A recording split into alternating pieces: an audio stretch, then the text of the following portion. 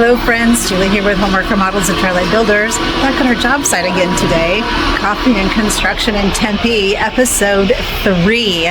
We have had some great progress. Demo got complete.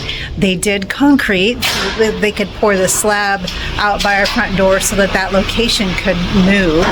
And now the framers are here and the masons are here doing their work. Let me show you around the space.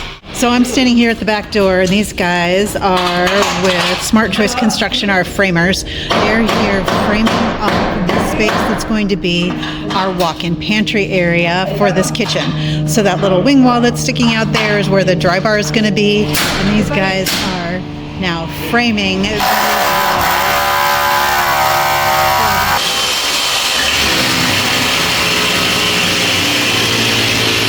We're doing such a good job with the framing and getting that accomplished. All of our seams have been scraped so you can see where popcorn texture was removed. And then we're out here where the masons are making this space for the new front door location. So we had the slab poured so that the floor will flow through as it needs to.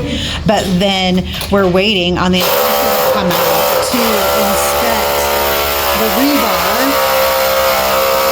that's inside this block so that this becomes a structural piece to hold up this area under roof for the new front door.